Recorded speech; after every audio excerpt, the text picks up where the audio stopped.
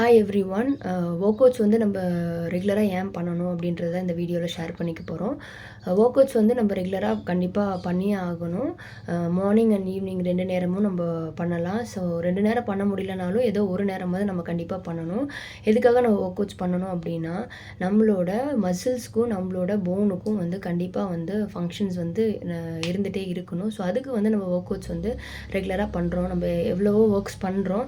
So அந்த ஒர்க்ஸ்னால நம்மளோட மசில்ஸும் நம்மளோட போனும் வந்து வீக் ஆகும். ஸோ அதை வந்து நம்ம ரீப்ளேஸ் பண்ணுறதுக்காக நம்ம ரெகுலராக வந்து ஒர்க் அவுட்ஸ் பண்ணுறனால நம்மளோட போனோட ப்ராசஸும் நம்மளோட மசிலோட ப்ராசஸும் வந்து நம்ம ஒர்க் அவுட்ஸ் பண்ணுறனால அதோட ஸ்ட்ரென்த்தன் வந்து பேலன்ஸ் ஆகும். அதனால் வந்து நம்மளால் வந்து ரெகுலர் ரொட்டீனில் வந்து நம்ம நல்லா ஒர்க் பண்ண முடியும். இல்லாட்டி டே பை டே என்ன ஆகும் அப்படின்னா நமக்கு ஹெல்த் இஷ்யூஸ் வர ஆப்ஷன்ஸ் இருக்குது. ஸோ மசில் இஷ்யூஸ் வரும், போன் இஷ்யூஸ் வரும். ஸோ மொபிலிட்டி ஒர்க் அவுட்ஸ்லாம் வந்து நம்ம ரெகுலராகவே பண்ணணும். மொபிலிட்டியெல்லாம் வந்து நம்மளோட ஜாயின்ஸுக்கான ஒர்க் அவுட்ஸ் வந்து நம்ம அதை கம்பல்சரி ரெகுலராக நம்ம பண்ணி தான் ஆகணும்.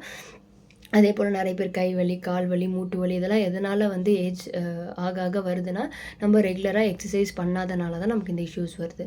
ஸோ டெய்லி வந்து மார்னிங் அண்ட் ஈவினிங் ஒரு half an hour ஆகுது மென் அண்ட் உமன் 2 பேருமே வந்து கம்பல்சரி ஒர்க் அவுட்ஸ் பண்ணணும். Thank you for every one.